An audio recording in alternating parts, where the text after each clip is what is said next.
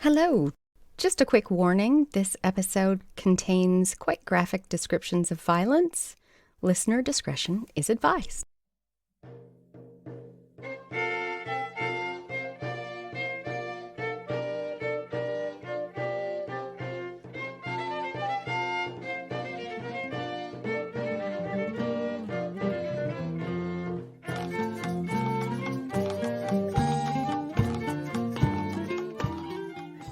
Deathda, Ohanau u Lucy. Deathda, Ohanau u Michelle. Welcome to the next episode of Tudoriferous. I was thrown then because I was suddenly thinking, oh, I'm doing it in English now. I won't do the rest in Cornish. The biographical podcast that examines lives in the Tudor era. Before we start, we've had a message from Slothinator, alias Umberto, from So You Think You Can Rule Persia podcast. Because in Philip the Fair's episode, I said I didn't realise that the Holy Roman Emperor was elected. And I should have done, really, because I think it is the electorate, isn't it? Not electorate? Something like that. Of the area. But anyway, he says, hey, I've been listening to the Philip the Fair episode, and it's really good. So that's nice. Yeah. Poor Juana had a really tough time. I'm not sure if I'm late to the party, but I just wanted to say that, yes, the Holy Roman Empire was elective. It had been elective since 1983, 983, but the procedure was formalised in 1356. That early, 983. With 7 electors, 4 secular and 3 spiritual. The problem with this system is that once Maximilian's father Frederick was elected, the Habsburgs managed to manipulate and bribe their way into being elected every time until 1806, when the empire was dissolved. There were only 2 other non-Habsburg emperors, but that was just because a woman was ruling Austria and couldn't legally be emperor, so a few placeholders were needed. Although the results were always as expected, the Habsburgs got into serious debts for these elections, e.g. Charles V gave a banking family colonization rights in the Americas to pay off his debts. Oh. So thank you, Umberto. That's clarified. Yes, yeah, I think I didn't realise it was elective because it's always the Habsburgs, isn't it? So you sort of assume it automatically went to them, but nope, it didn't. They had to pay for it, or they had to haggle for it. Wow. Maybe that's why Maximilian's always in debt. Well, we were talking about the Henry episodes. He was constantly getting money from Henry. Yes, I mean they're all in debt. That's why you've got these big banking families. Yeah. Yeah. Everybody's in debt. So who actually had the money? Henry. Henry had it all. Oh, and just one more thing. We've been asked by a new podcast called Noblesse Oblige to give them a bit of a plug, which we're very happy to do. They are rating all the Nobel Prize winners. And I've listened to the first one, all about Alfred Nobel. It's very good, worth a listen. And while we're about it, we might as well give a quick plug for 2 more Rexipods that have started recently. There's Tsar Power, obviously rating all the Tsars, and that's TSAR. And also there is the Alexander Standard, and they're rating all the wannabe Alexanders. Also worth a listen. Anyway, I forgot to say who we were doing. I'm getting very slapdash at this. Yes, and we are episode 23. Okay. Today, Michael Joseph, also known as Michael Angoff, and Thomas Flamank. So we're into the Cornish Rebellion. Okay. But first we have to do the quiz. Oh, God.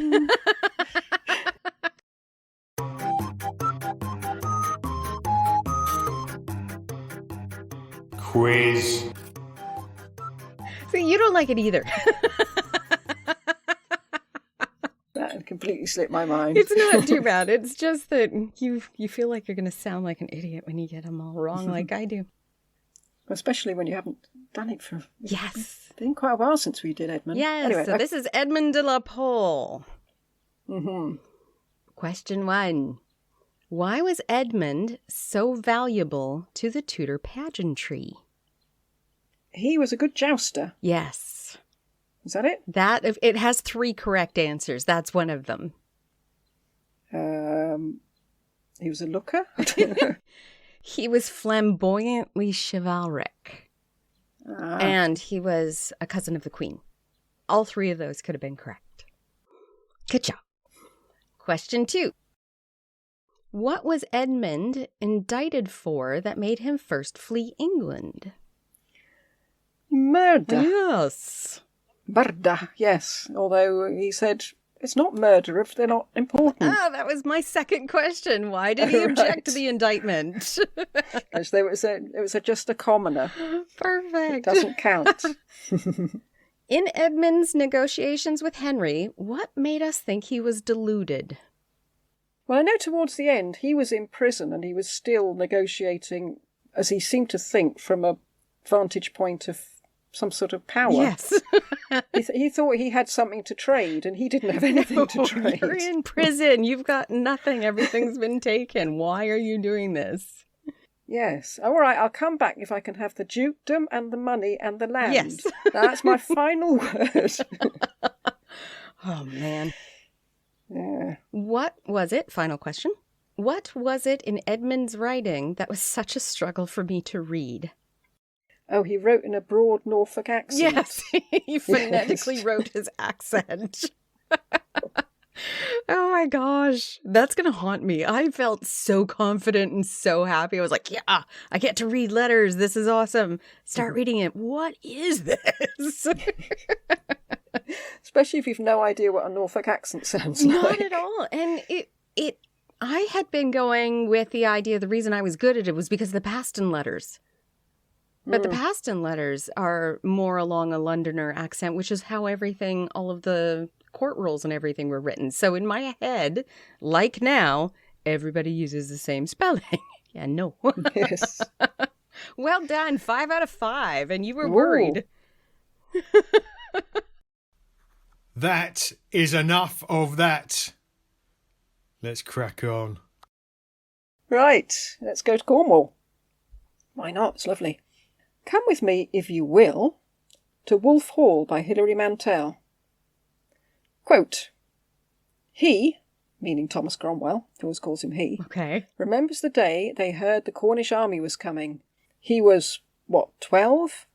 The next few days they worked till they were ready to drop. Walter, that's his dad, undertook body armour for his friends, and he to put an edge on anything that can cut, tear, lacerate rebel flesh. The men of Putney have no sympathy with these heathens. They pay their taxes. Why not the Cornish? The women are afraid that the Cornishmen will outrage their honour. Our priest says they only do it to their sisters, he says. Oh. So you'll be all right, I'll bet. Oh my God, he did not. A priest did not say that. I actually think priests say lots of things they oughtn't know. Oh. That week, rumours proliferate. The Cornishmen work underground so their faces are black. They're half blind so you can catch them in a net. The king will give you 1 shilling for each you catch. 2 shillings if it's a big one. Just how big are they? Because they can shoot arrows 1 yard long. His sister, Bet, says, another thing those Cornish have got, they've got a giant called Bolster, who's in love with St Agnes, and he follows her around, and the Cornish bear her image on their flags, and so he's coming up to London after them. Unquote. I remember that there was a bit in Wolf Hall all about the panic that was about the Cornishmen coming. That's insane. In my head, I guess in most people's head, nations are a nation, but England isn't a nation yet. They still think of them as disparate parts. Cornwall is one area, Wales is another area, Scotland's a different country, but the Yorkists are a different area, and they are just as prejudiced against each other as they are to other countries. Yes. More so, I would think, because you've got enough in common. Like civil wars are always more vicious, aren't they? Yes, because you've got enough in common to make it like that. Yeah. Is that what makes civil wars the most vicious? I don't know. We're not going to get to the Stuarts for a while, like we originally thought. Oh, in 7 years we'll switch to the Stuarts. Yeah. I'll be 80 and still doing this. Well, that puts me well out of range. So panic in London when they hear the Cornish are coming, and they're luring a giant along with them. A real giant? I was thinking just a very large man. Are they saying an actual, fairy tale giant? It's a fairy tale giant. I'll tell you the story of that later in, I think it's Martyrdom. I've got the story of Bolster the Giant. So who were these two people who were causing so much panic? We've got Michael Angoff, and his real name was Michael Joseph. Angoff means smith, and that's what he was. He was a blacksmith. Oh, okay. Angove is still quite a common surname in Cornwall, apparently, and that's similar to the name Smith. He was enormously strong, apparently, even for a blacksmith. But you think, well, strength goes with legends, really, doesn't it? Yes, it does. And he had a stout heart, which also goes with legends. But if you're a blacksmith, you would think they would have a stout heart. It's been working hard for years. At least one historian has taken that to mean that he was a bit mouthy. Oh. Loudly complaining at every slight. But I think that was probably just a supposition to explain why he should have been chosen above all others to lead them. I mean, he's just a blacksmith. Right. But we did learn, did we even say this on the podcast? I'm starting to lose track of what we've said. I don't know whether we say it on or off. In the Tudor period, blacksmiths were minor nobility of any village because they were the source of all the tools. So in their scale of who is important, the blacksmith was actually above a mason, above carpentry, above any kind of tradesperson, because without the blacksmith, you didn't have anything you could work with. So they actually had sort of a... So he was the top of the... Yeah. The pinnacle of the... Yeah, when you're in a time period where absolutely everybody has a certain place, everything becomes stratified. Even the types of farmers became stratified. The size of your farm, whether or not you leased or owned, also stratified you in, precedence. So, yeah. And craftsmen as well. We discovered that goldsmiths are at the top. Yes. Because they mess around with gold. I mean, you've got to be trustworthy. Yeah. Michael Joseph came from St. Keverne on the Lizard. I went all French then. He came from St. Keverne on the Lizard Peninsula in Cornwall. And that's pretty much all that's known of his origins, except that there is, or was, an example of his smithing on the church door at Hallwood, near Bideford in Devon. At least there was in Francis Bacon's time, a century later. Okay. Can you explain where Cornwall is in England for our non-British listeners, UK listeners? Yeah, Cornwall is right at the bottom on the left. It's the southernmost point of mainland Britain. Right. And the Lizard is the southernmost point of Cornwall. Okay. And it's called the Lizard after the Cornish for High Court. So it's nothing to do with lizards. Really? And also, it's an ophiolite. And that is? Do you remember that from your geology?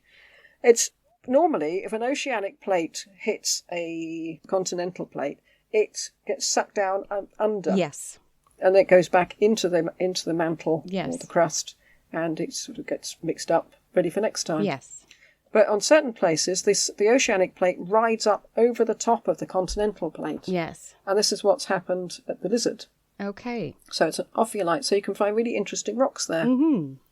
You can find minerals which are stable at pressures and the temperatures of the crust. Ooh. And when they come in contact with water, they get hydrothermal metamorphism, and it creates things like serpentine and lovely stuff like that. Yes.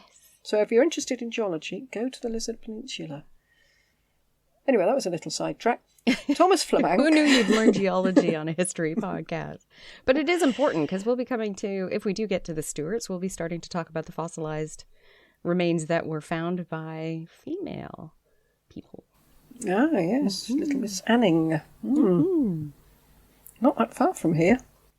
Anyway, Thomas Flamank, he joined the march at Bodmin, and he was a very different character. His father was a landowner and a tax collector. In fact, he was one of the 5 men given the task of collecting the very tax which sparked the revolt. He or his father?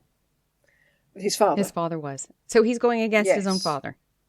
Yes. Ooh.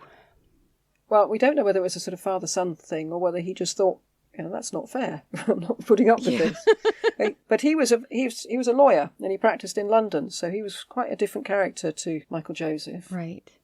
There were other leaders from other parts of Cornwall, but these two seem to have been accepted as the men to lead the march to London. So you've got one that's considered well-educated and one that's considered high up in the trades. Interesting. Yeah, one would have been intimidating because he was intelligent, and the other one would have been intimidating because he was a big lad. Yeah. It was a march to London rather than a march on London.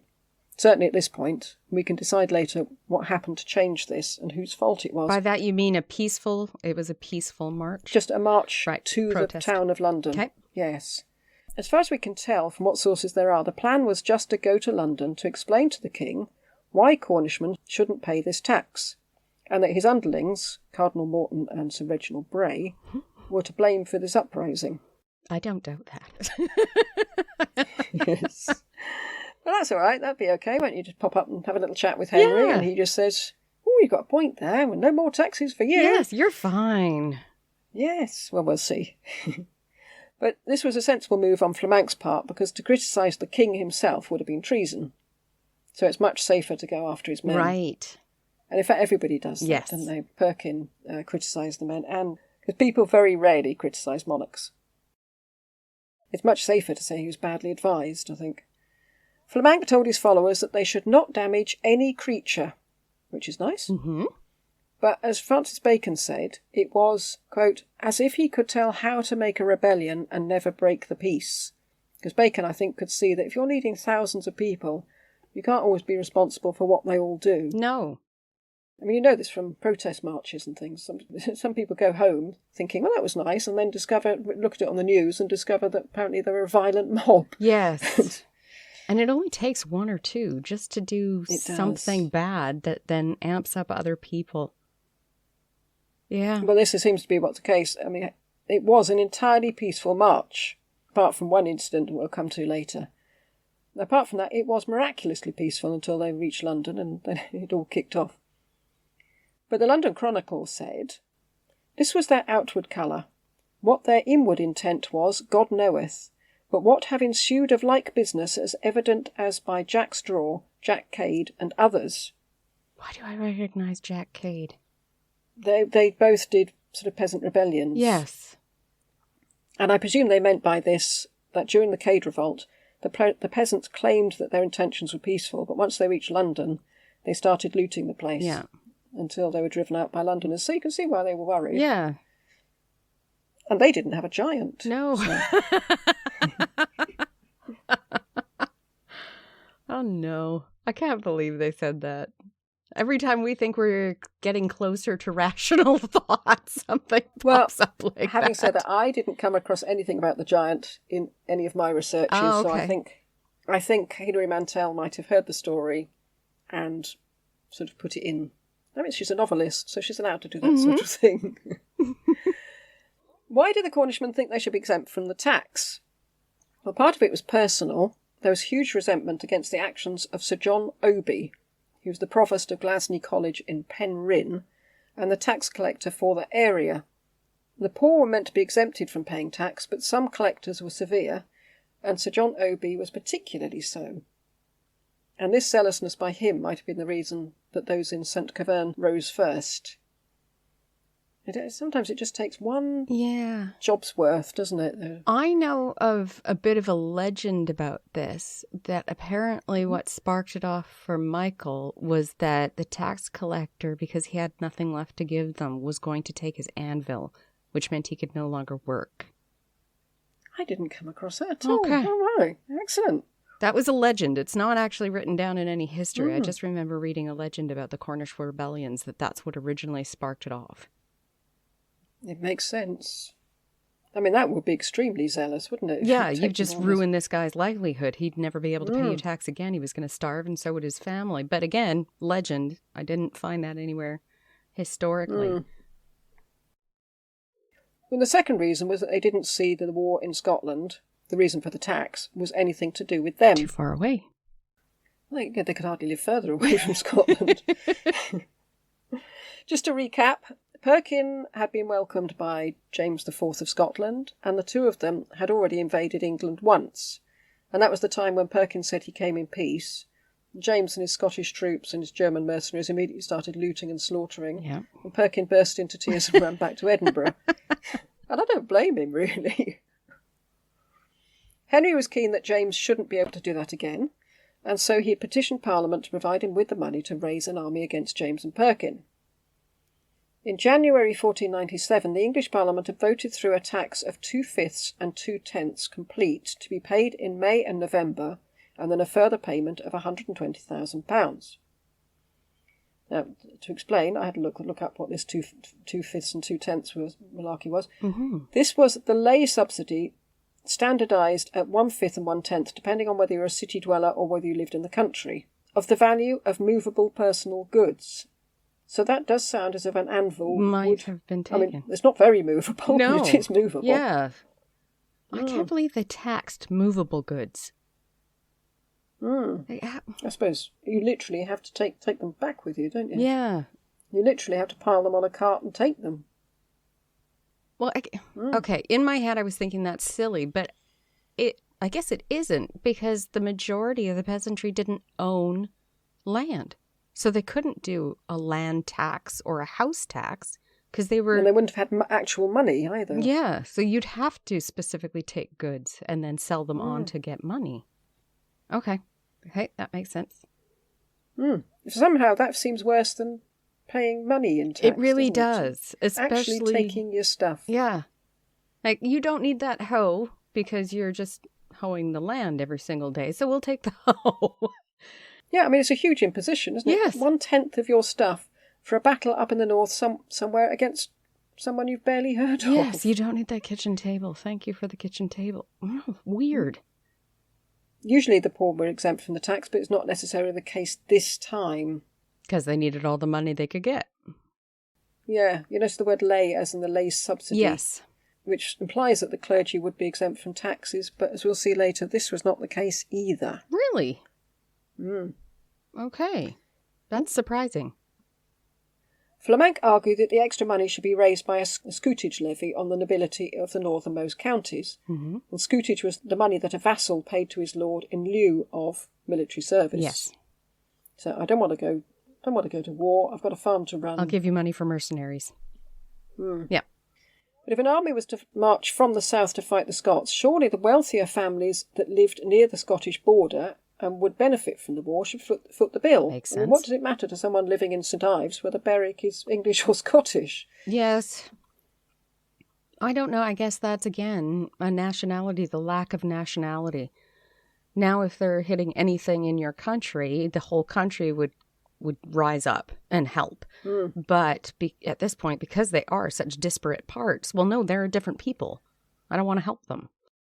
Cornwall has always been something a bit separate as well. Oh, okay. I mean, they've still got their own language, for instance. Right. As we demonstrated Yes. so fluently I'm earlier. sorry. I did my best. Equally, and possibly more importantly, Cornwall was unique in that it had its own parliament and laws. Right. I mean, it's sort of unique. I actually covered Dartmouth in Devon as well. And this was known as the Stanary Parliament, and it was granted in 1305 by Edward I. Oh, see, and I thought it had fallen out of use already. No. I missed the date. Okay. These laws were in relation to tin coinage, a tax payable to the Crown on smelted tin, and specifically granted immunity to the tinners from the other courts of England, quote, for all pleas arising within the said stannaries, except pleas of land, life, and limb. So break that down. I suppose it's... What does that mean? They could deal with things in their own court. They didn't have to go to an English court unless it was something vital. Land, life, or limb, it covers quite all the big stuff, doesn't it? So I suppose if you've got some dispute or... You've murdered a commoner. Something like that. Yeah, I mean, who gives a damn? Yes. And this could even overrule Westminster laws. Later, in 1337, Edward III recognised Cornwall as one of the, quote, remarkable places in our kingdom. And I think he meant it had its own quality. Okay. It already had its own parliament, so it was quite a separate area. It wasn't just saying it's a lovely place, yes. which it is. Yes. And he made his son, yet another Edward, Duke of Cornwall. And that's a link with the monarchy that still exists, yes. and that's why it's called the Duchy of Cornwall, and Prince Charles is the present Duke of Cornwall. Yes. And that's why you get those overpriced biscuits that Charles makes, the Duchy biscuits. I don't think he makes them himself. As we saw with the grand privilege in the Low Countries, these institutions become enormously important to the people who benefit from them. Yes. In Elizabeth's reign, the Stanary Parliament convened under Walter Raleigh presiding, when Cornwall was granted weapons by the English Parliament against the Spanish attack. Yes. So although it no longer convenes, the fact that the 1305 Charter was never revoked means that some believe that Cornwall still has these rights. So, Really? yeah, although there's not much tin smelting goes on these days. See, and I thought that was formally removed.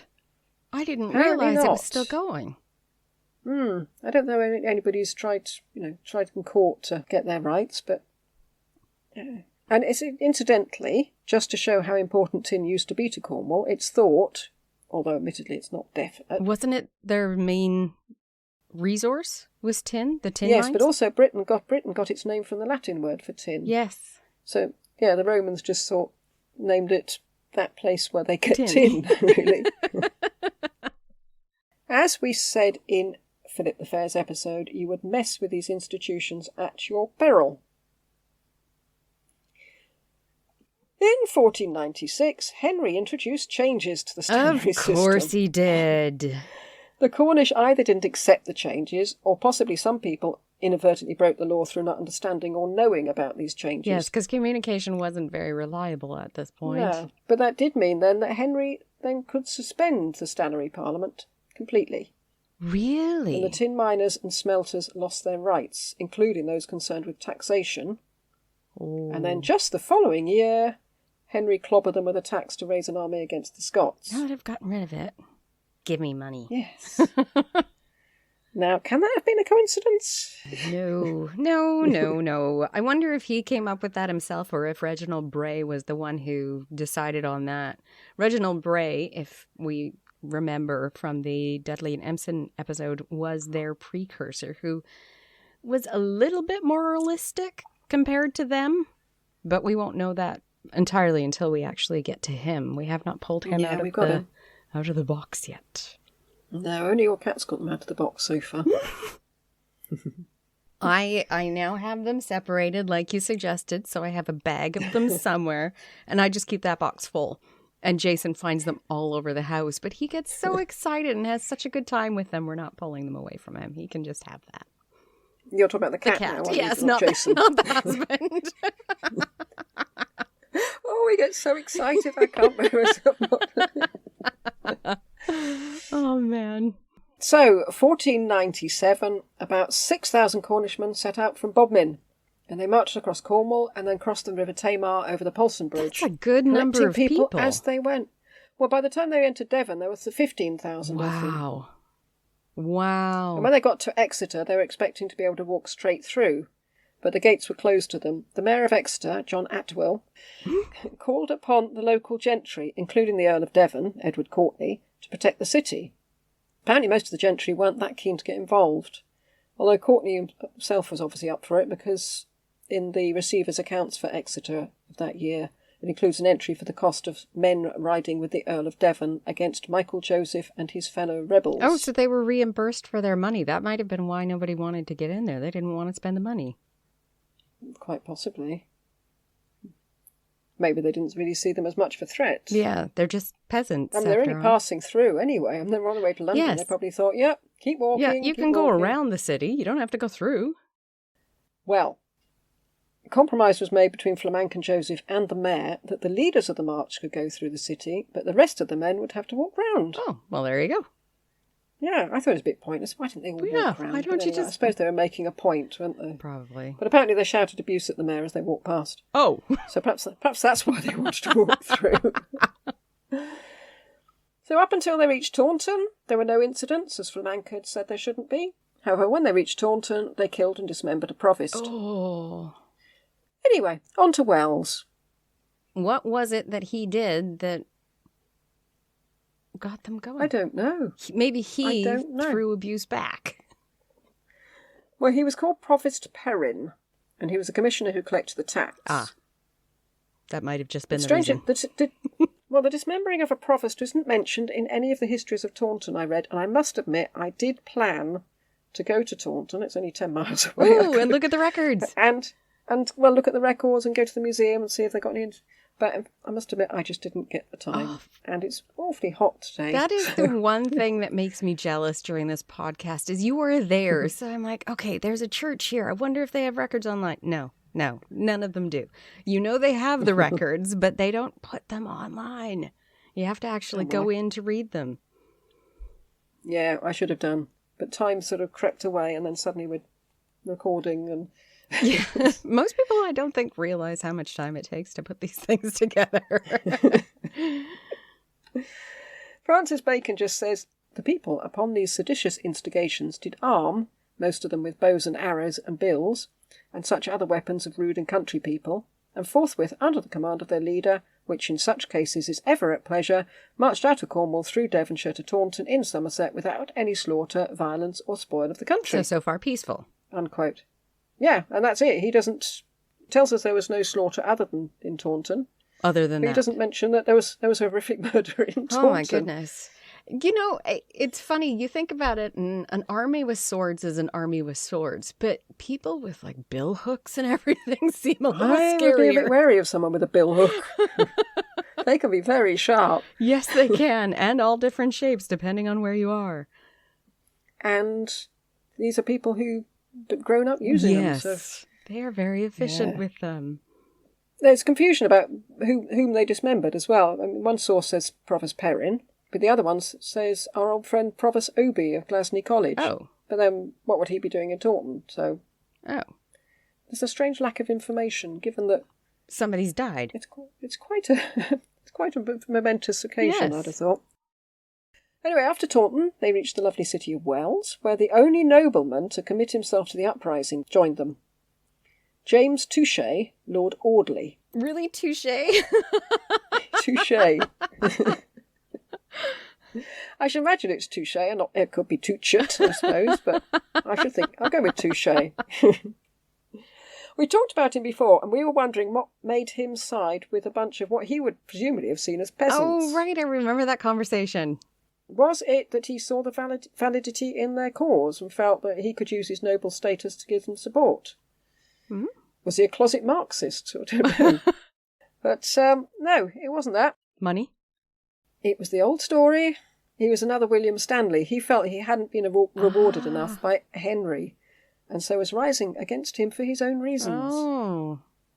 His family had been Yorkist, and they had prospered under Edward IV and Richard III.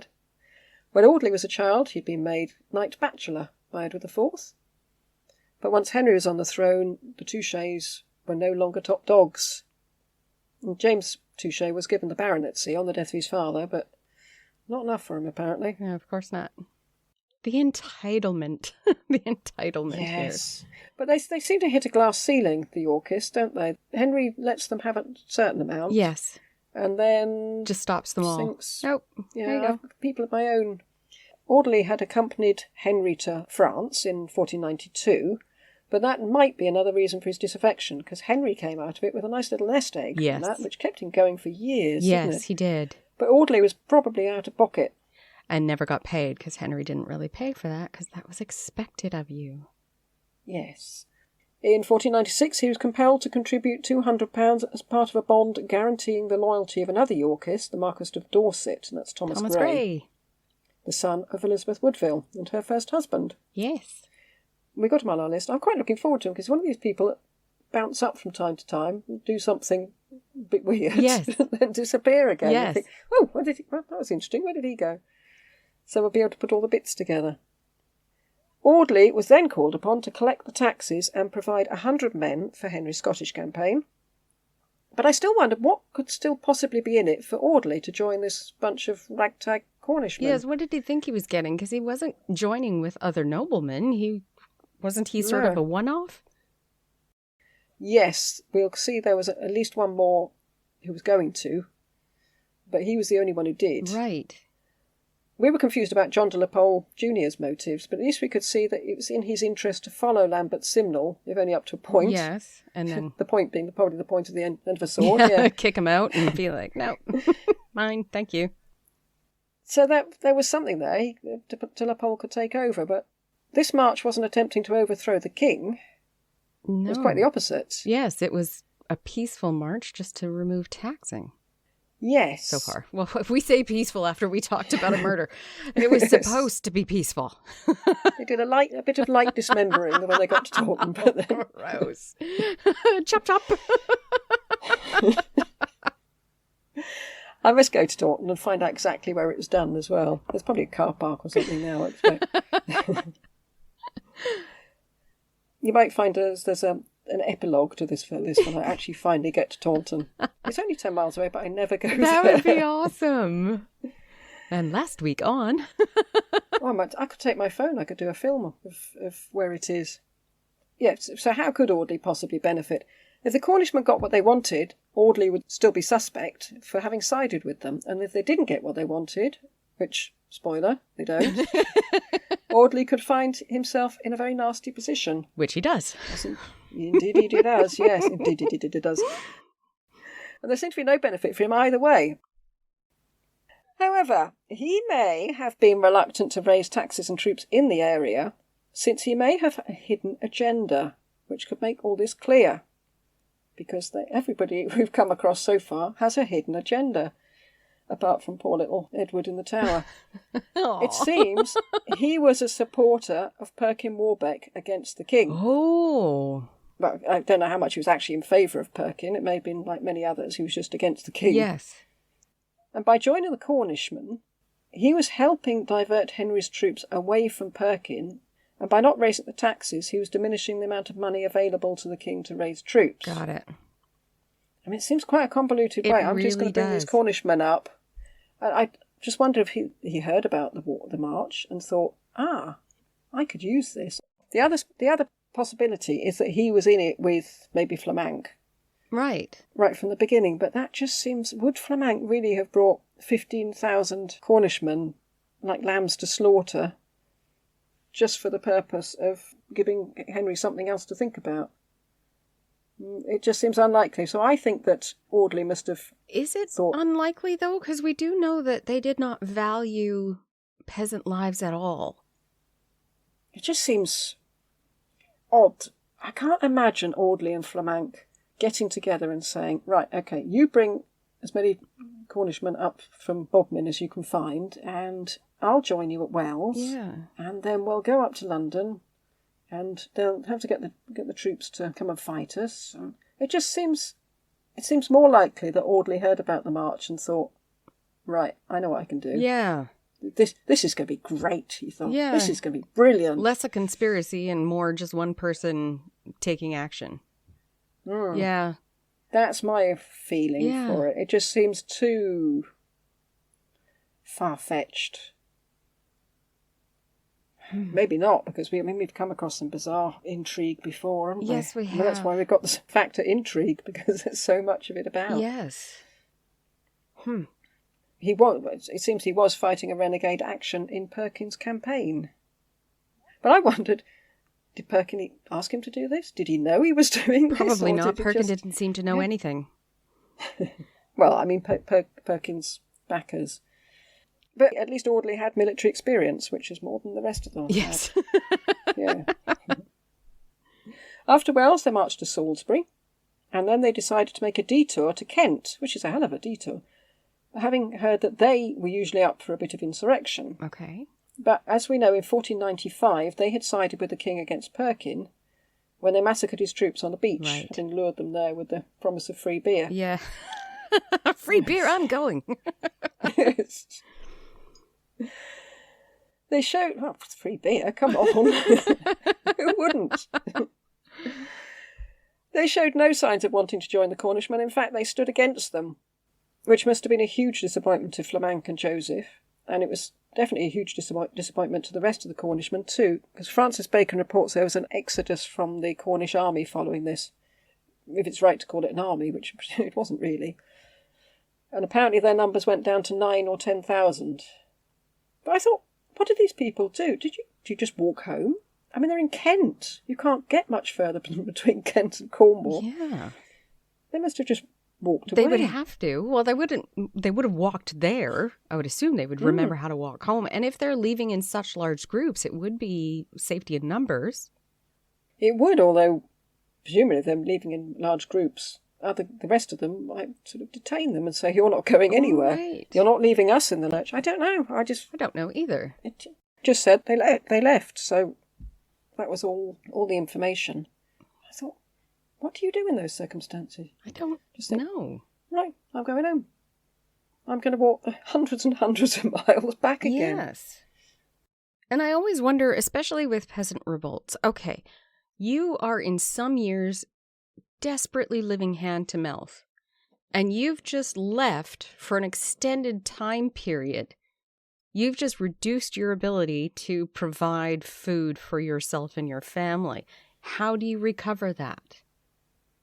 Yes. And who's doing the farming while you're gone? Out wandering around the countryside. Yes. So it just showed, I mean, these people were terrifically brave. Yeah. Just heading off, leaving their farms. Yeah, it wasn't... Or they were really miserable at home. I don't know, there must be some people who thought, yeah, I'm getting away from this woman. Yes.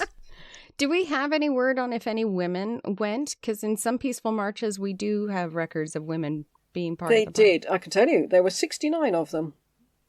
We know exact numbers of how many women were there? 69, yes. 69 of them and several priests. Really? Which is nice to know that their souls are being cared for at the same time. So then the question is, are they actually part of the protesting or are they camp followers? Because there were some women that would go to do the laundry and to create the food and do that kind of thing. Surprisingly enough, they did continue along. And then, of course, there were the women of ill repute that would sometimes follow along in a campaign. Seems less likely in this. If they mention the numbers. Yes. Yeah. We know that happened with Charles VIII's army. Yes. We're back to syphilis. Oh, my goodness. Yeah. It does seem unlikely. If you're marching up, I don't know, maybe I'm being naive, but you're marching up from Cornwall. It's going to be a very rural march. Yeah. Apart from going through Exeter and Taunton. Yeah. I mean, it doesn't mean that there weren't ladies in Taunton and Exeter who thought this is going to be a better earner than staying here. I don't know. I don't know either. And I don't know why we know there's 69. Right. No more, no less. Unless the fact was they were so unusual because they actually were part of the rebellion. That's what makes me think that they were carrying their own weapons. Because the priests were there as part of the rebellion as well. Yes. So, apparently Henry was surprised that the Cornishmen had made it so far so quickly. Polydore Virgil wrote, quote, "When the news of the Cornish rising reached Henry, he was completely taken by surprise and greatly alarmed, since he found himself being threatened by attack on two fronts at the same time, Yes. by a foreign war and by a civil war. The danger on either front seemed equally menacing. For some time he could not make up his mind about which of them to deal with first," unquote. Right. Yeah, because he did not have enough men to split his army, so he would have to do one and then the other. And Bernard Andre had no opinion about this at all. You know what? Good old Bernard. Ever since I did the Polydore Virgil episode, I no longer see him as snide. I see him as disgruntled every once in a while, but not snide. And well informed. I see him as very well informed. Yes. In comparison. It was very unfortunate for the Cornish that Henry had already raised an army of 8,000 men. Yes. Under the Lord Chamberlain, Lord Dobney. And they was just about to head up to Scotland. It was really bad timing. Yes. Well, it's inevitable because they were demonstrating against that war. But he was able to tell Dobney to hang on down south for a bit, sort out the Cornish bother, and then go up north. Yeah, well, he was closer to the Cornish problem than he was to the Scottish problem. Much closer, yeah. So it may have just been geography that made that decision. Wait, had the Cornish by this time become violent, or were they still a peaceful march? Or they were a peaceful, as far as I can make out, they were a peaceful march until they reached London and was met by an army. Right. Okay. Except for that one dismemberment. Just an aside. You dismember one provost, and you're labelled for life.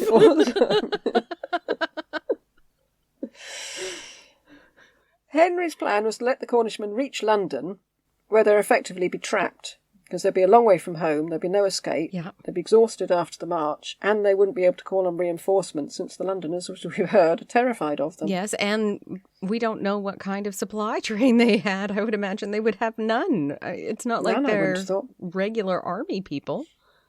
I mean, you've got to feel sorry for them. Yeah. Presumably, they've gone up there either with the intention of just speaking to somebody about this tax. Yes. All of them, or maybe Flamank and Audley had different ideas, or maybe just Audley. Yes. But they're walking into a trap. Yes, very much so. Peaceful protest, any protest was not okay. No. So it's not like they would have the idea that they were protected like we would now. If you're doing a peaceful protest, you think you're going to be fine. Or at least you have the reasonable assumption that you would be able to do the protest and then just go home. But like we were saying earlier, it only takes one person to do something stupid, and next thing you know, you're in a riot. Yeah. Yeah, these priests, there were 50 priests. The clergy were taxed 3 times over.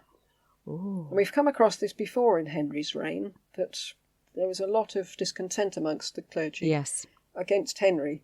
Well, they were supposed to be exempt from almost all these taxes.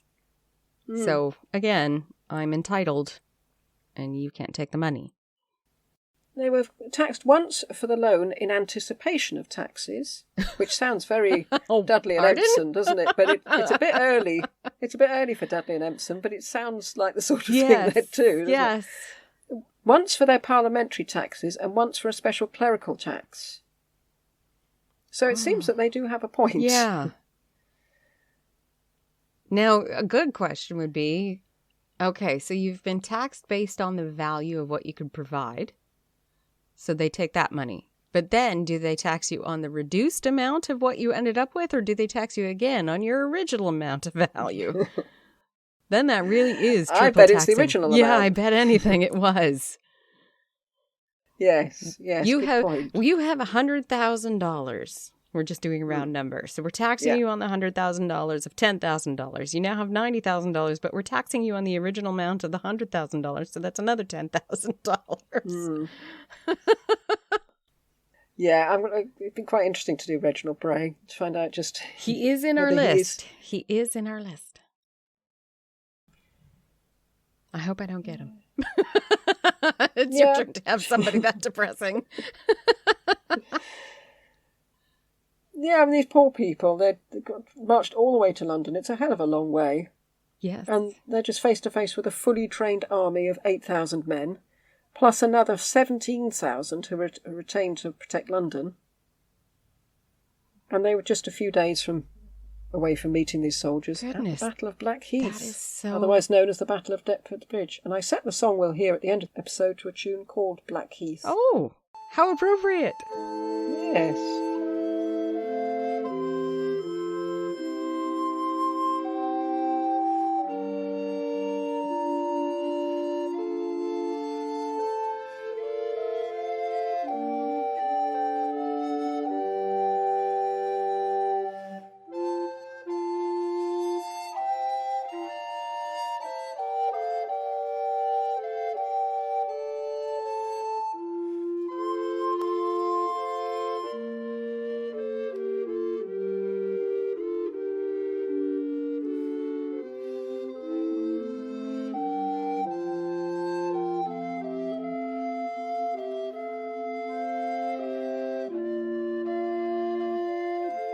When he heard the Cornish were at Farnham, Henry sent his wife and son Henry, who was about 6, to the Tower of London for safety. Yes. On the 14th of June, news was received that the Cornish were now at Guildford. I mean, these names probably won't mean not to many of the people who are listening, but they're getting closer. Yes. Where they had... Are they getting close? I mean, it seems a very convoluted way to get from Kent. They seem to have gone down and up. But once they reached Guildford, there were a few small skirmishes between some of Daubney's spearmen and Michael Joseph's men. And it specifically says Michael Joseph, so I wonder if they were split into 3 groups of Josephs and Flamanks and Audley. It would make sense that way. Or Or it could be that Flamank and Joseph's stuff was together and then Lord Audley was doing his own thing. Might have been. Because you would think that his men-at-arms would be snobs. Yes. Well, I mean, they're snobs. So it's just the way of the world. Then, wasn't it? It was. To us, it would be snobbish, but to them, it would be status. It was reported that 2 Cornish spearmen were taken and brought before Lord Daubney, but we don't know what happened to them. But I suspect nothing good. Lord Daubney brought his army to St George's Park, where he was able to guard the city. Henry, with his army, camped the night around Henley-on-Thames. Yeah, Henry and his army. Oh, so Henry was there. Yes. The London Chronicle said, quote, "The king was after seen in the field, and a brewing and a comforting of his people." Isn't that interesting? Because it wasn't in anything I read about Henry when we did the original episode on him. I suppose it's quite a minor part of it, I would think. His people were numbered 25,000 men. Wow. And I don't know if there was ever a plan for that Henry would actually fight. But just him being there meant that the Cornish were now fighting against the king. Yes, specifically. They're committing treason. Oh, that's not good. There's no getting around it. They would have been better off to send a delegation. It wouldn't. It would have been just as non-successful, but at least they wouldn't have died. There wouldn't have been a battle. But we saw something similar to this during the War of the Roses, wasn't it? When poor old Henry VI was dragged out to head an army. Yes, even though he was in no fit state to do so. Oh, we're camping now. This is lovely. Yes. Poor bloke. I know. He was only there so that the opposing soldiers would think twice about fighting. And right. There must have been Cornish people who thought, whoa, I didn't sign up for this. No. Now we get to an odd story involving Edmund de la Pole, and I don't know if you came across this story. Edmund and George Neville, Lord Bergavenny. I didn't put these, but I didn't put the name George Neville and Lord Bergavenny together. I thought they were two different people. And also, it didn't occur to me that Lord Bergavenny is from Abergavenny in Wales. Oh. When Edmund had been sent back to Henry by an extremely reluctant, shipwrecked Philip the Fair, Yes. He told, possibly under torture, of a strange event. On the 13th of June 1497, a few days before the Battle of Blackheath, a royal messenger allegedly disturbed Edmund and Bergavenny in bed together, in Edmund's residence at Ewelme in Oxfordshire. Okay. Bergavenny hid under the covers, so it does imply that... Oh, yes, that does make an implication. When the messenger had gone, he allegedly asked Edmund, and remember all this was got from Edmund later. Right. I did not come across this story in all my research. It's amazing how you find stuff if you're looking at a completely different thing. Yes, that's why the beauty of the way we've set this up, really, because we come across all sorts of things. I didn't know about them taking his anvil. I didn't come across that in my researches. So, Bergavenny allegedly asked Edmund, "If a man will do out, what will ye do? Now it is time." So, what did Bergavenny mean by this? Did he mean if Edmund was going to rebel, now would be the time to do it, while Henry was weakened by the attacks from Perkin and Cornish, and the Cornish? Possibly, but Edmund's response implies something different, because he hid Bergavenny's shoes. Oh. Okay. You can't go anywhere I have your shoes? What? This is seen as proof that what was really happening was that Edmund thought that Bergavenny was going to fight with the Cornish rebels, implying that although Audley was the only noble to join the rebels, others might have been considering it. So Edmund hid his shoes while he rode off to join the king, because at this time Edmund was in Henry's good books, sort of, Okay. as much as he ever was. And Lord Bergavenny was later prosecuted under the Act forbidding retaining, which we've seen before, and fined a whopping £70,650. Ooh, that's insane. Yeah, he'd been accused of retaining previously, but he'd always got away with it. And when you say accused of retaining what? Retaining, keeping people Men at that arms. could be used as a private army. Yes. Yeah. He had been accused of retaining previously, he'd always got away with it, so why was he suddenly fined so heavily this time? And it's been assumed that Henry, hearing Edmund de la Pole's confession, realised that if Edmund hadn't hidden his shoes, Bergaveni may have been fighting against him at Blackheath and was punishing him. Mm-hmm. So, a strange little story. Well, I was just thinking of that because I've come across several notations that best friends or people who were particularly close would share a bed. And to us, yes, it's much more common in those days. Oh, it was hugely common. And even when we said, he was hiding on the covers, that means that we were thinking that that would indicate some homosexual activity. But it still doesn't necessarily. It could be that Edmund was already under suspicion, and Bergaveni could be trying not to be pulled under that same suspicion. Maybe, but just putting the sheet over your head's not going to help. No, but it doesn't help in any other way either. So it just seems, yeah. Yes, they must have had, one of them must have had tiny feet and the other one must have had big feet or something, because otherwise why didn't Bergaveni just take some of Edmund's shoes? Yes. It is a very strange story. It is really strange. People shared beds until really very recently, didn't they? I mean, yes, I was thinking about Moby Dick, and at the beginning of Moby Dick, the narrator stops at an inn, yeah, and he has to share the bed with. Well, he's a cannibal, actually. It's only when he wakes up in the morning and turns over and thinks, "Whoa, yes, is this who I've been sharing the bed with?" Well, that it becomes an issue. Up until then, strangers shared beds in hotels. Yes, they did all the way through. You paid for a bed, and other people would be in it. Beds were expensive. And there was almost, I don't say, it's not really a rite of passage. It was the closer friends you were, the closer you became in everything. Sharing beds was one of those. So if you had a very close friend that came to your house, you didn't have spare beds. You didn't have spare guest rooms. That's true. That's not something that existed. Beds were exceptionally expensive. So you were expected to share beds unless the person had a trundle bed.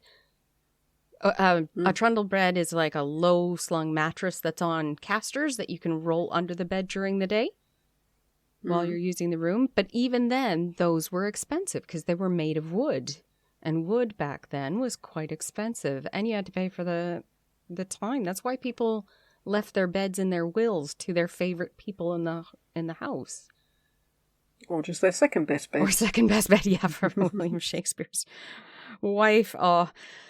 But yeah, so sharing beds doesn't actually indicate anything at all. And we may be pulling too much out of that.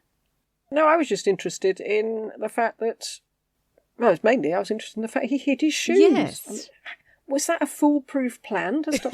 I just think, actually, in Totalis Rankium, there's a character, isn't there, that wouldn't go out because he'd lost his hat. Yes.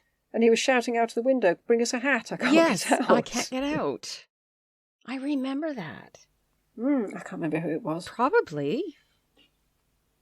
You were always expected to present yourself as that rank is required. So losing your shoes, maybe they didn't wear the same shoes because, well, no, because Edmund was still an earl. I don't know. I don't think we've got Bergaveni in the box. I No. don't see how much information we've got about him, whether we put him in or not. The Cornish were now in Sussex. Dobney was joined by Henry and his army, which had been strengthened by a number of nobles and gentry from the nearby counties. The London Chronicle said, quote, "And the same afternoon my Lord Chamberlain with other knights, accompanied by 8 or 10,000 horsemen, came unto Hounslow Heath, where there was sent by the mayor certain carts with wine and victuals." Unquote. And wine is expected because water wasn't good. Yes. It's just, I'm seriously surprised at the numbers of people involved. For some reason, I had a lot fewer people. I haven't done much about Cornish rebellion, so I guess in my head, it was going to be fewer people, that fewer people would have joined up. And the reason I thought that was because how would they continue to get what they needed to survive after they had done the trip? Oh, and while they're doing it as well, especially if they're going peacefully and not demanding things from people. Yeah. I mean, how many people did they find that had enough to share with 15,000 people? Yes. The logistics are quite interesting, aren't they? Right, let's get these people killed then, shall we? Oh, jeez. It was at this time that a depressing event took place. A message was sent from Dobney, from some of Michael Joseph's army, asking him for a general pardon and offering to surrender Lord Audley and Michael Joseph up to the king. Ooh. Well, we don't know why Flamank wasn't included in this, leading to some speculation that it was Flamank who sent the message. Ah. But that is pure speculation. Okay. But such was the panic as the Cornishmen realised the hopelessness of the predicament they were in, that it could have been anybody, really, just suddenly thinking, this isn't what I came here for. How can we get out of this? Yes, I didn't want to battle. It may be that it got around that Audley was only in it because of his support for Perkin. And we don't know Dobney's response, but since it was not a general pardon, we can assume that he rejected the offer. Mm-hmm. The historian A.L. Rouse, who writes a lot about Cornwall, said, quote, that they lay there all that night in great agony and variance, for some of them were minded to have come to the king and to have yielded themselves and put themselves fully at his mercy and grace. But the smith was of a contrary mind, unquote. Mm-hmm. So maybe that was why the message was sent. The men wanted out, but Joseph was preventing it. Yeah, he says no. No, you stay here. Henry let it be known that the battle would commence on the following Monday. But being superstitious by nature, he'd always seen Saturday as his lucky day. So he took the Cornish by surprise by attacking 2 days early, which is cheating. Is it cheating? Is it cheating or is it just smart tactics? Tactic. I'm sure he'd see it as tactics. Yes. Henry had organised his army into 3 battles, as they're called, sort of battalions, I suppose. Okay. One to attack the hill from all sides, firstly towards London and to the rear. Okay. Oh, so they're surrounded. Yeah. Well, that's just one group. So that they said could surround the Cornish and block off their retreat. Okay. Lord Dobney would then attack the hill from the front, and John de Vere was there too, but I couldn't find out what he was to do. Henry and his army were to wait in the background, ready to battle should the need arise. But in fact, it didn't arise. Of course not. They're not fighting against, militarily trained men. They're fighting... No. They're fighting They against must be ordinary terrified. people. It would be terrifying, especially if that's not what you thought you were getting into. No, be terrifying enough being in an army Yes. and just standing there opposite your opponents, but Yeah. no. The army attacked the Cornish in the early morning of Saturday, June the 17th, 1497, which was 525 years ago tomorrow from the date at which we're recording. Ooh. And this was 2 days after Juan Borgia was murdered, incidentally. Oh, jeez. He gets everywhere, doesn't he? Yes. But it's funny when you think about all these things happening pretty much at the same time. Yes. Henry's forces were equipped with proper weapons, horses and artillery. And the Cornish only had crude weapons like bows and arrows, billhooks, scythes and axes. But you can do a lot of damage with an axe, but it's not really enough, is it? I'm wondering what kind of damage you can do with artillery. It doesn't explode when it lands. If it hits you, you'd know it. Yeah, but still a cannonball, it's not huge. It's fantastic against structures, but I can't imagine the Cornish had built structures in this field. No. No, I don't know. I suppose they're intimidating as much as anything. Yeah. Could they shoot lots of small shot? I know Leonardo invented something that could. Of course he did. I think for the rest of this podcast, we're going to say, well, Leonardo did. Yes. I wonder if they did shoot smaller shot. If anybody knows, let us know. We haven't done much on early artillery because this is very early artillery. Yes. And I should imagine you could possibly do as much damage to yourself as to your opponent as the thing As blows explodes up in your face. Yes. That happened a lot. The bridge at Deptford was attacked by spearmen, and after a fierce battle the Cornish were defeated there and the bridge was taken. With this gain, Dobney charged well ahead of his army, which proved to be foolhardy, since he found himself surrounded and taken by the rebels. But, for reasons no one has ever fathomed, they didn't kill him or take him prisoner. Instead, they just released him. So he promptly went off and started fighting again. Oh, maybe they were thinking if we give him up, this will end the battle because he'll go back and say, no, they're peaceful. Perhaps they thought that, or maybe they thought if they were merciful to Dobney, The he'd be merciful back? to them. But they did not get that. They didn't know what they were facing, really, did they? Man, I would be terrified because, okay, I know they say, a lot of people will say, well, if I was back then, I would do this. And I honestly would have marched with them because I have marched in real life here. But if I was all of a sudden marching now and discovering I was about to go into battle, I probably would run away. That would be my first thing I'd do. No, I'm sorry. I am not a violent person. I had no intention of being violent. I am not staying here. I cannot imagine turning around and seeing that you're cut off and there's no way to flee. Like, that's it. How would you mentally prepare for what was going to happen if that was not your intention? Because it takes a while for the brain to switch.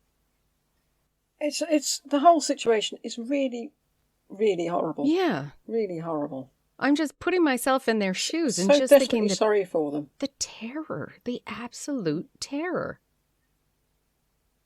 The result of the Battle of Deptford Bridge, or Blackheath, was that Dobney's forces overcame the Cornish without difficulty. Oh, of course they did. The figures in the battle vary, though some place the losses of Dobney's forces within single figures, next to anything from 200 to 1,000 Cornishmen killed. Seems hard to believe that a battle could have casualties in single figures, though. It does. Other sources say there were many casualties on both sides. Again, if that is true, if those first numbers are true, that's not a battle. That's just an all-out massacre with every so often somebody got in the way of a billhook. That's not a battle.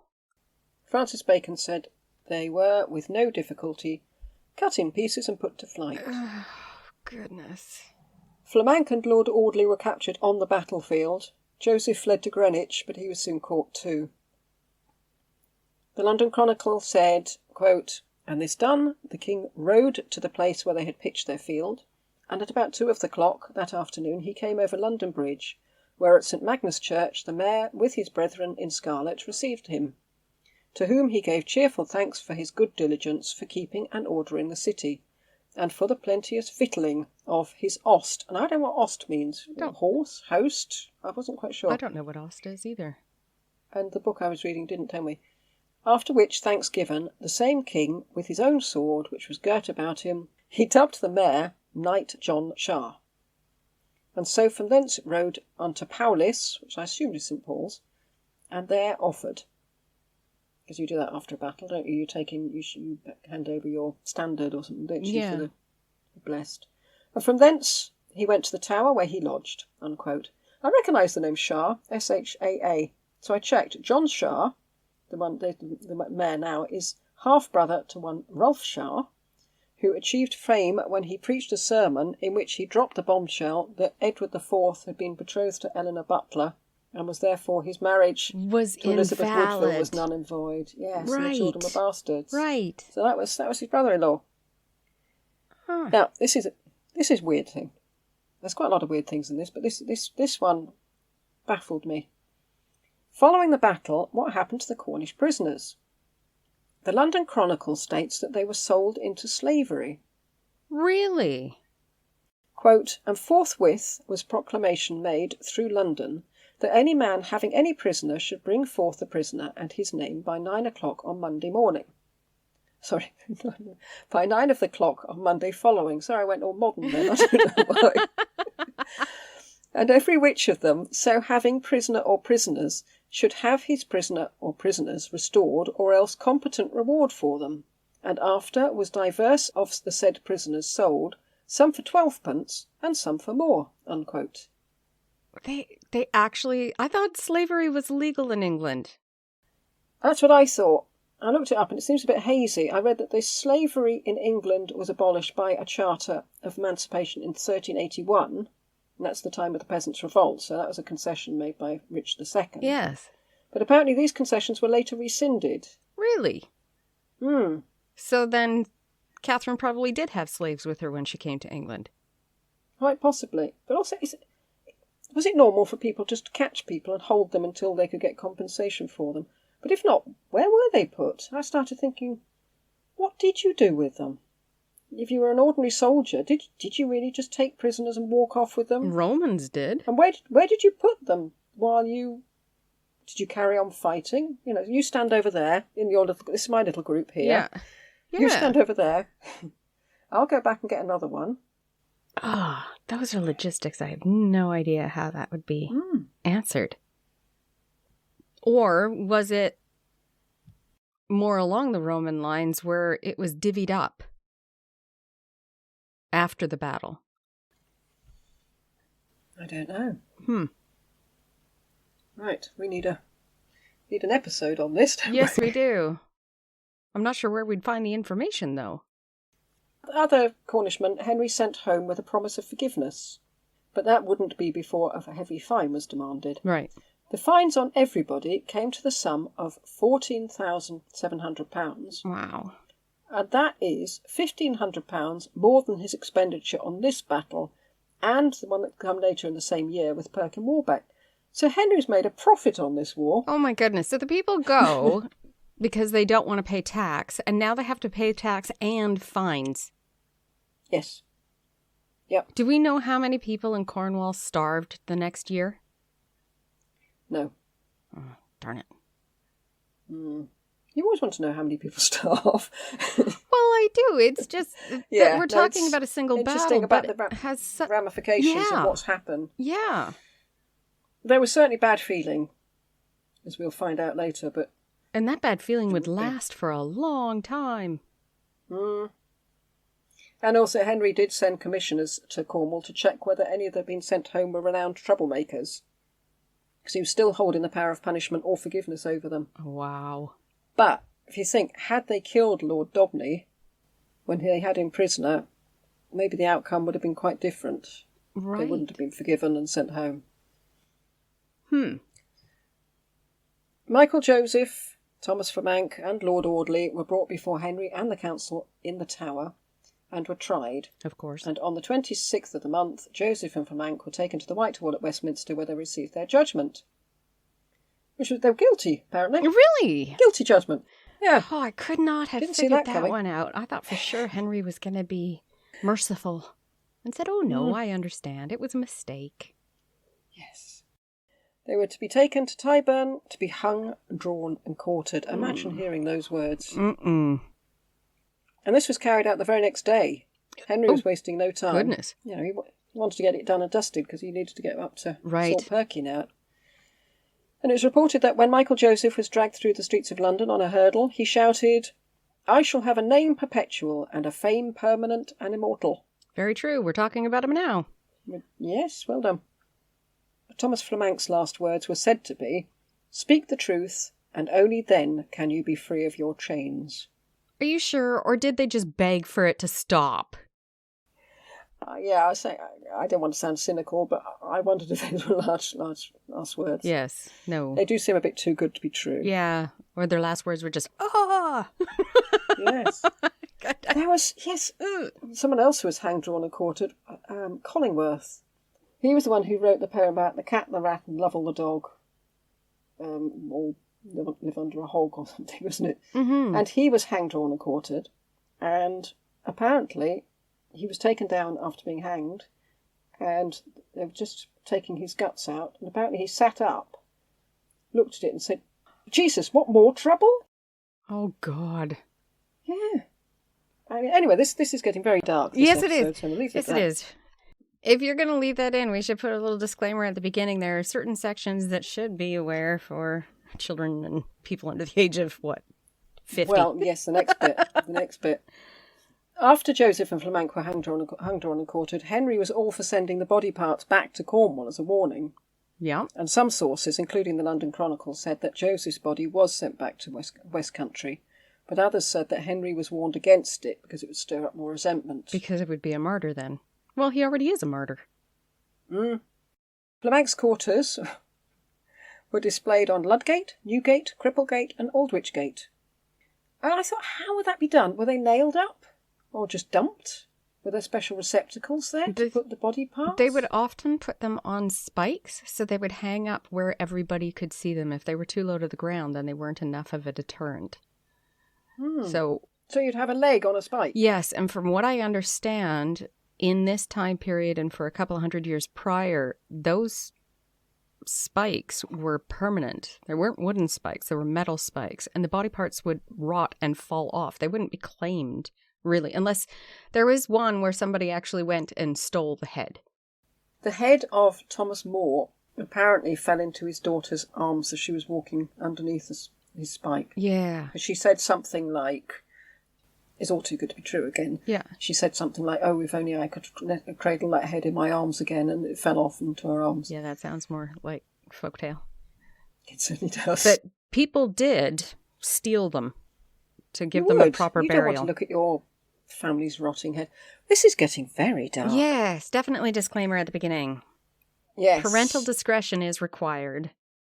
This is how the London Chronicle described the beheading of Lord Audley. Oh, no! On a lighter note. He was excused hanging, drawing and quartering due to his noble birth. Quote, this is interesting. It's another weird one.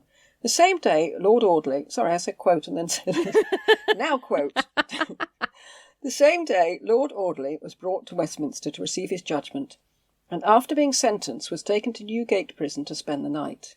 The next morning at 9 o'clock, dressed in armour of torn paper, he was taken to Tower Hill and beheaded, unquote.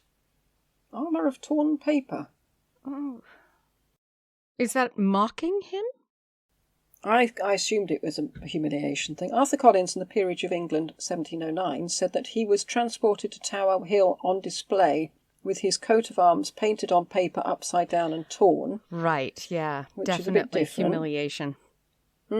Another source said, and there Wednesday in the morning about 9 of the clock, drawn from the said jail of Newgate unto the Tower Hill, with a coat of armour upon him of paper all torn, and there his head stricken off, upon whose soul and all christen, God have mercy, amen. I wonder if that was something usual to do, because I haven't read that before. Paper was expensive Yes, it as was. well. It was very That's what I expensive. first thought. That sounds like an expensive humiliation. Yeah. The heads of all three men were put on display on pikestaffs on London Bridge. Yeah. Audley's trunk was buried at Blackfriars. Audley's trunk. You don't want your trunk No. sent off by itself, do you? No. His peerage was forfeited, but it was restored to his son in 1512. I wonder... Okay, I've gone off on another little rabbit hole in my head. We've just talked how we don't want your body dismembered, but I have read in a bunch of wills that many people did, and what they would do is then send the pieces to specific churches to be interred in more churches than one. That way That's what we talked about in the human body episode, wasn't it? Yeah. We speculated that the best policy would be to be minced and then handed out in tiny little pieces. Yeah, so you get the most prayers. Mm. Yeah, and that was common. That was quite common. The more I'm reading about different things in death rolls and interment and wills, I'm finding a few wills online. A lot of them say, I would like my heart interred at this parish, and I would like my head or my body interred over here. And one person, and I'm sorry, I cannot remember who it was a noblewoman, had specifically her right thumb sent to Fontevraud in France. I wonder why. She wanted a happy hitchhiking holiday or something. Well, if she wanted to go to Fontevraud because of the royalty that had been buried there. And who was it? Eleanor was buried in Fontevraud, I think. Oh, yeah. Mm. Eleanor of She Aquitaine. might have been, yes. But why specifically her right thumb?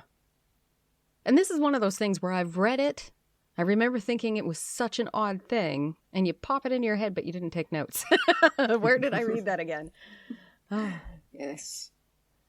But yeah, There's so many weird stories in this Yeah. era. That's what makes history so fascinating. Yes, it does. And sometimes having something like that dangled in front of you and then not being able to find anything else. No, but when they do say it, it makes sense. I understand, because the more prayers you had, the less time you spent in purgatory. And you were... And the closer you were to the altar, yes, the better your prayers. Yes. So get as much of you buried in lots of different altars. Reduces your time in purgatory. So it would be something you would want to do. But then I started wondering, well, in the resurrection, they say your body has to be put in whole in order to be recovered. So when did... You see all the pictures of everyone climbing out of their graves. Well, they're not climbing out of the graves with no head. No. So what were they... Like, that would have been such a hard thing to think about. Unless they didn't consider that at that point. All they were thinking about was purgatory. I don't know. It's a contradiction. It's a hell of a thing to get over, isn't it, purgatory for something that never ever existed. No, it's not anywhere in the Bible. It didn't come from anybody except for the Catholic Church. And who decided purgatory existed? I don't know. We're way off track now, but yes. Well, anyway, I think that's the end of quartering and mincing and thank goodness and dismembering. This was the end of June, and on the 12th of September, Perkin Warbeck landed near Land's End, having sailed from Ireland hiding in a barrel. And this is the moment where Henry apparently said, "Oh, look, we're being attacked by that Prince of Rascals." Right. But what amazed me was that following the crippling defeat at Blackheath and the execution of their leaders and the selling into slavery of their compatriots, Perkin was able to amass 3,000 Cornishmen, or 6,000, depending on the source, to march with him as far as Taunton. Why would you do it twice? I don't know. Where, according to Bernard Andre, he told his troops that he had no money to pay them and then legged it under the cover of darkness off to Bewley. Wow. But you can imagine how the Cornish must have felt then. They've done it. They've heard all the stories about what happened in the first one. They might even be the same people. Yeah. And then they find they've been tricked. You would be annoyed, I would think. Yes, to put it mildly. What happened after the two Cornish rebellions? One event was retaliation against Roger Whalley, who was the servant of Lord Nanfan. Nanfan had been quite popular with the Cornish people, but he was sent abroad. I love that Roger name. Whalley would... Lanfan. Yeah. He'd been left in charge, and so he was the first to warn the king. Now, I read that he was the first to warn the king about the Cornish uprising, but it implied to me that he was the first to warn him of Perkin's landing. But either way, it didn't make him very popular with the Cornish. No. This document is held at the National Archives at Kew, where Whalley complains of a man called Tressini, quote, who was a great captain of the king's late great rebel and traitor, the Smith, and mind that the petitioner, that's Roger Whalley, bore to the king of late on trust on the landing of Perkin Warbeck, riotously with certain servants of Lord Ludlow. The rebels assaulted the petitioner when he returned from church and entered his house and carried away his money and goods, and they subsequently going to the landing of Warbeck and accompanying him, for which Tresney forfeited. The petitioner requests for his service with the king in his victorious fields and journeys that he be granted the lands of Tresney that do not amount to more than 6 marks.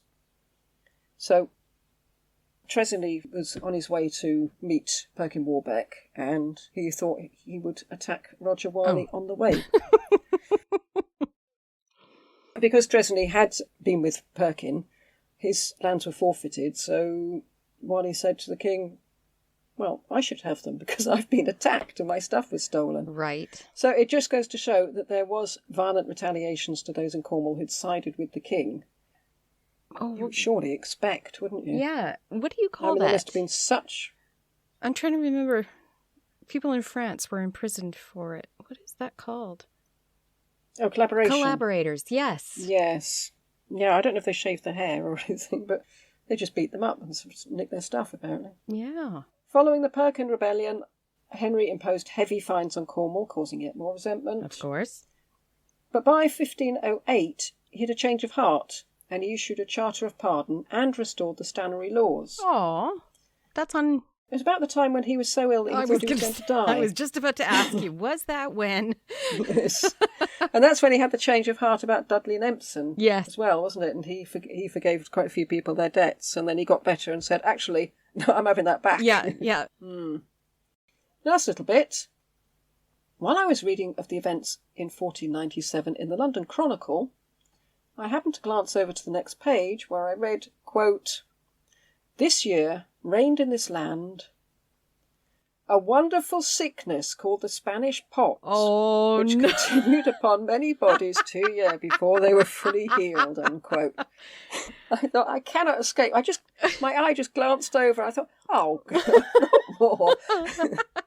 We need to find a squishy sound effect. So that's that. So shall we rate? We're not doing orderly. We're just doing Flamank and Joseph. And Fibbly. Intrigue. Okay. Well, we don't know. No, I was going to say As with so many of these things, if all three of them were in it, Flamank, Joseph and Lord Audley, and they persuaded the Cornishmen to march to London, ostensibly to complain about the tax, but really to divert the king's forces from fighting Perkin up in Scotland, their Amphibly rating would be sky high. Yes. They'd have tricked all those men. But they... And 69 women and some priests. Not the priests weren't men. But if it was only Audley who was in it for that reason, and Flamank and Joseph were innocent stooges, then only Audley would get a high Amphibly rating, and we're not reviewing him. Yeah. I'm inclined to give Flamank and Joseph the benefit of the doubt and assume their motives were what they said they were. But there's not enough information either way. Yeah, because we're talking about intrigue, and they weren't really intriguing. They were just blatantly rebelling. But they were intending it to be peaceful. Yes, if that's the case. I mean, it would be intrigue if they'd tricked all those men into just being their own stooges to deflect the army from Perkin. I don't see that. No, I don't get it. I don't feel that. But it's just a feeling. Yeah. I'm going to give it a 1. I don't think it actually occurred, but... Because if it had, they did not prepare their troop very well. They didn't provide them with swords or anything. No, but I suppose if you're just deflecting... I don't know, I suppose you'd want to kill as many of the soldiers as possible. If they knew the soldiers were coming, though. Well, they needed the soldiers, to deflect them from going up to Perkin. If they all went up to Perkin and they left them to it down here, that would have defeated the object. 0. I'm back to 0. You think 0? Yeah. I'm going to go for 1 just because there is that... doubt. That possibility. I mean, if it is the case, then that is huge intrigue. Yeah. Yeah, I'll give it a 1 as well. That was my initial idea. But so intriguing that we just can't tell. Yeah. Which, I suppose, all the best intrigue is like that, isn't it? Yes. A 1 for the possibility, so that's a total of 2. Anti-peristasis. Rise and fall. They fell ultimately. Well, it's not really relevant to them, except that when they started the uprising, they were in one piece, and by the end of it, they were in 5, actually, weren't they? Yeah. So they rose because they ended up with more pieces. But one thing that did occur to me is they were famous in their own time. No, in 1486, no one had heard of them. By 1487, certainly everyone in London had heard of them. Yes. And many places beyond. So I felt that, I know that could be Bettine, thinking about actually in their own time. They came from being obscure Cornishmen to being really probably very famous. Yes. So I thought I would give them a 2 for that. But they haven't gone up or down, really, apart from being horribly, horribly dead. Well, that's just it, though. They failed. I'm going to go with a 3, just because ultimately they did die. So they did lose everything. Well, we've got martyrdom coming up as well. So. Right. No, you're right. A 2. I'm going to agree with you again. So that's a 4 for anti-peristasis. Martyrdom. They died. Top marks. Yes. They died for their cause. Yep. They died horribly for their cause. Yes, they did. And to make it even worse, it was a lost cause, a completely hopeless and tragic. Yes, it was. But, okay, and then I'm back again. They weren't able to flee. Did they want to die? Probably not. I'm specifically talking about those two. I mean... Yes. Yeah. Yes. I'm going to give them a 9. Okay. Just because when they first set out, it doesn't sound like they were intending to go that extreme with the violence. That's true. I mean, we are going to have to come across people who actually caught death Yes. for their cause, aren't we? It would be a 10. Yes. Yeah, I'll go for 9. We are being horribly agree. Yes, we are today. That's an 18 for martyrdom. There's no evidence that they had lured the giant bolster with them by putting up the image of Agnes. And I will tell you the story of Bolster, and this is another sad story. This is quite grim and sad and violent, this episode. I do apologise. Bolster was a legendary giant who lived near the cliffs at St Agnes, and I presume it wasn't called that at the time, since that would be quite a coincidence. He was rumoured to eat children, sheep, cattle, and people at random. Oh. I'm not sure why children aren't people, but there we go. Several local dignitaries had challenged Bolster to a fight to the death, but the giant overcame all who challenged him. And ate them. But then he fell in love.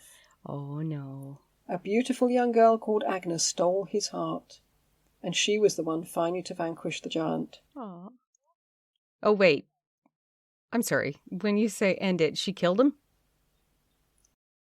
She asked him to fill a nearby hole in the cliff top with his blood to prove his love for her.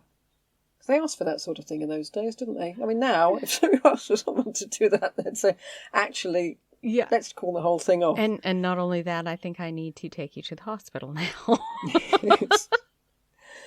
But she knew there was a crack in this hole that ran out to the sea. Bolster cut himself to fill the hole and died of blood loss. Oh.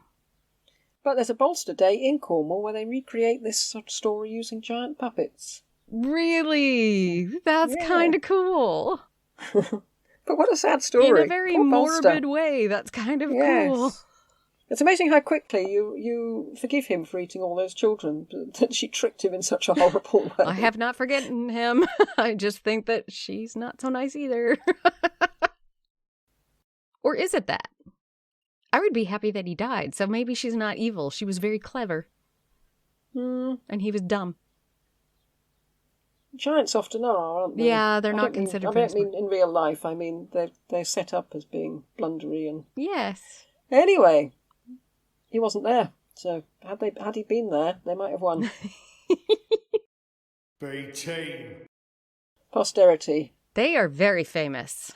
This is a plaque at Blackheath. Okay. In memory of Michael Joseph the Smith and Thomas Flamank, leader of the Cornish who marched to London.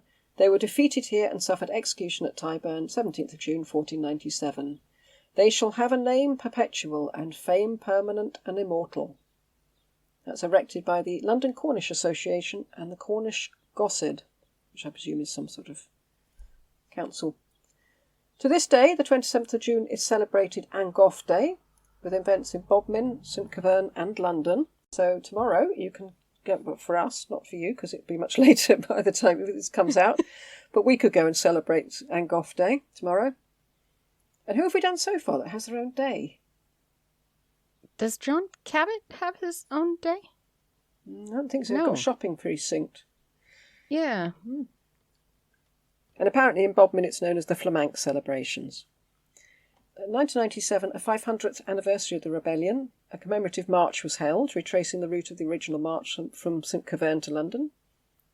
A statue depicting Angoff and Flamank was unveiled at St Keverne, and a memorial plaque was unveiled at Blackheath, as we've seen. Mm-hmm. Russell Pascoe composed the Martyrdom of Angoff. Poor Flamank doesn't seem to get such a look in as Angoff. I wonder why. This play was performed at the Barbican. The Hollier Angoff Trophy is an annual award for the best publication in Cornwall. I'm not sure it's the best publication in Cornish, maybe. Angoff's name was later used by a Cornish nationalist organisation. Wow. Angoff is or was the name of a rock group. Yeah. Outside Cornwall, not sure how many people have heard of him. But inside, they are heroes. You know what? Quite rightly. I think more people would hear of them than they realize. Because you've got the White Queen. They're mentioned in that, in both the TV show or movie and the books. Mm-hmm. They are in the shadow of the tower. They're in, what is that TV movie? It wasn't that long ago. The Princes in the Tower. They're mentioned in there. I probably ought to watch more TV and films. Well, I Google them and I watch them now just to see if they align with the history. But I think that's why I don't watch them, because it annoys me so much. oh yeah, they're totally wrong all the time, especially the clothing. Elizabeth and Mary Queen of Scots meeting, I think. And then there was that one that was done really badly. It was like 1960s. Tower of London, The Innocent. It was done in the 1960s, but they are in there as well. And they're named. Right. It's not just the Cornish Rebellion. I'm pretty sure they're named in all of those. Well, I was going to give them an 8 anyway, because they're so famous in Cornwall. Yeah, I'm going to give them a 9, actually. 9 or a 10? I'm going to give them an 8, because it's about time we changed to Disney Halls. Well, I'm almost...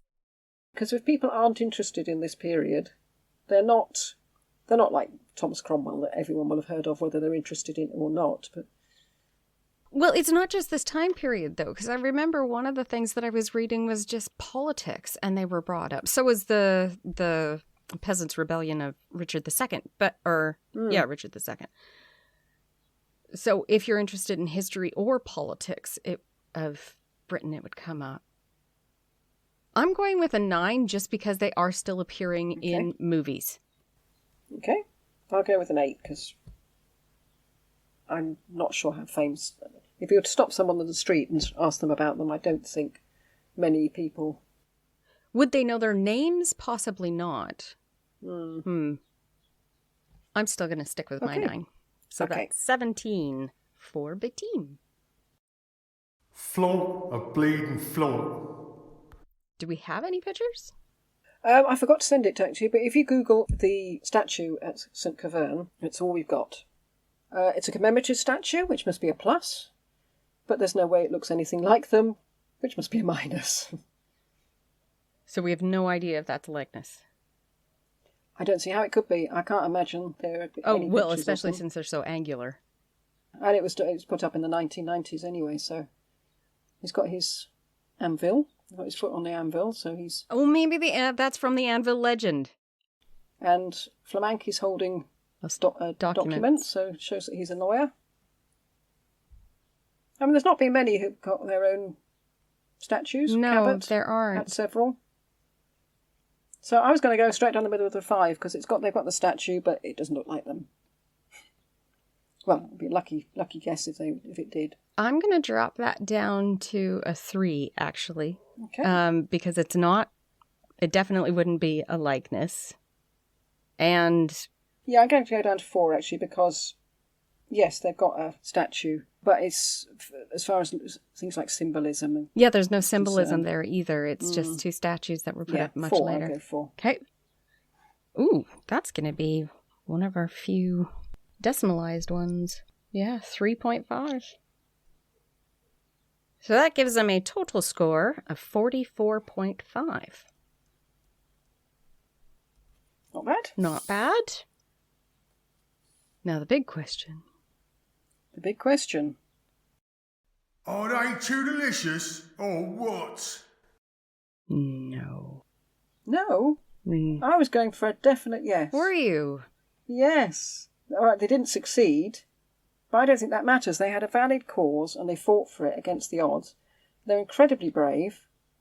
They paid a terrible price for what they did. The Cornish still revere them. True. By making them too delicious, however little information we might have on them in particular, I thought we were giving too delicious to all those people that marched with them from Cornwall. Yeah, that is something. They were able to influence that many people. As soon as I started reading about them, I thought I'm not trying to move your ideas, but I thought I'd really like to give them the too delicious because they did the right thing, I think. Yeah. As long as they weren't intriguing, and we'll just assume they weren't for the time being. Yeah. And they were intending to do it peacefully, which is probably one of the few peaceful marches. If we ignore the little blip in the middle at Taunton. Yeah. And I don't think poor Provost Perrin got to ignore the little blip in the middle, but there we go. You know what? I agree. They are tutorlicious. They rose up in a way that most people wouldn't have. They were able to influence that many people to join them, which had to have meant that they were charismatic enough. Yeah, I agree. I'm going to change my mind and go with tutorlicious. Yes. Excellent. Yay.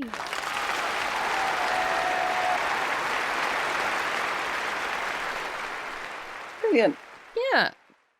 We haven't got many of them, so it's nice that we've got our first commoners. Very true. They are our first commoners. Oh, well, What an excellent. interesting... For my next one now. Yeah. Get the cat-proof bag.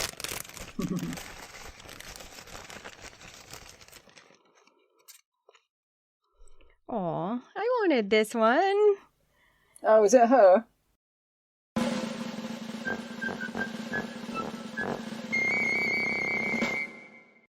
It's Maximilian, the Holy Roman Emperor. Oh. He's been behind the scenes and off to the side on a number of episodes, and I'm wondering, I wonder how diluted he's going to be in reality. We've been through this so many times that we approach the research with this idea of what they're going to be like. Yeah. And they come out completely different. Yeah, my biggest surprise was Polydor Virgil. I really didn't want to know him, and then I ended up liking him by the end. Oh, right. Well, excellent. Yeah. Good. I'm pleased about that.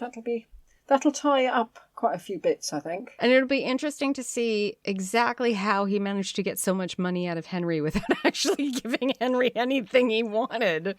Yeah, well, obviously he gave tips to his son on that one as well. Yes. Oh, yeah. No, I'm glad about that. Yeah. There are a few still in the box that I think, I hope I don't get that one. But anyway, really? Maximilian. I just think it was funny because, who was I talking to? I was chatting with somebody on Facebook. And they were saying, you know what, they thought that we were manipulating the system until I got Polydor Virgil and they listened to my reaction. It's like, yeah.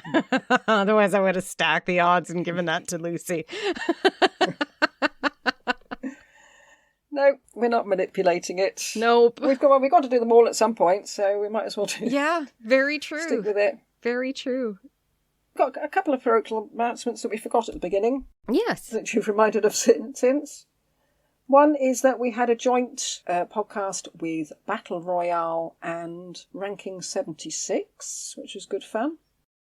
Yes. And that was to celebrate Battle Royale's first birthday. Yes, and for those that don't know, Battle Royale is ranking and rating the French monarchs right from the beginning all the way up. I think they started with... Did they start with Charlotte? No, they would have started before then because they did the mayors. I think they started before. Yeah, so basically before it was even a thing. And then ranking 76, the American West, is a bit more like us in that they're picking a specific time period and ranking a whole bunch of people from that time period in the American West, which is really cool. It is. I didn't really think I would be interested in the American West particularly, but fascinating. Mm-hmm. Fascinating bunch of... They've got the same problem as us, really, that a lot of the people they're covering are just truly awful. Yes. There are a few that are psychopaths. Yes, so you can listen to that now on the Battle Royale podcast. And we'll probably put it out on our podcast at a later date so that we don't all come out at the same time. We do have a couple of people to thank for joining us on Patreon. Sheena Nichols, thank you. She's joined us. We know her quite well through Twitter and Facebook, which is awesome. There, but okay. I'm not sure. And then we've got Jane Elizabeth, who joined us. And Michelle, I'm sorry, I'm not sure if this is how you pronounce your name, Blom. But thank you very much. We really appreciate all your help for keeping this podcast going. Thank you very much. Mm-hmm. That is the end of our episode on Michael and Goff, also known as Michael Joseph and Thomas Flamank and the Cornish Rebellion. We hope you've enjoyed it and will join us for the next episode on Louis XII of France. Thank you for listening. You can find details of the podcast and contact us on Tudoriferous.wordpress.com. Email tudoriferous@gmail.com. We're on Podbean and all the usual platforms. Also Facebook and Twitter and Instagram. In the meantime, you take my life when you do take the means whereby I live. Oh, it is excellent to have a giant's strength, but it is tyrannous to use it like a giant. Dawella's gone. Dawella's gone. Goodbye.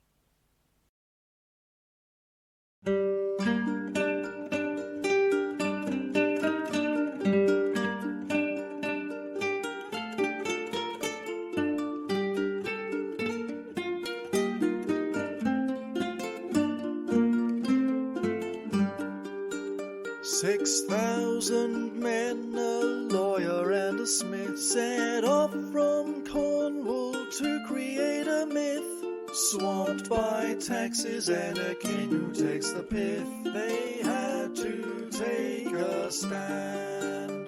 6,000 men, all miners of tin, bravado without but terror within. Not to march for their rights would surely be a sin. They had to take a stand. When they reached Taunton, it got a little grim. They found the provost and they dismembered him. Why, we'll never know, but it surely stopped him working. When they reached Wells, it got a little weird. Lord Audley turned up and he volunteered. Why, we'll never know how much he favoured Perkin.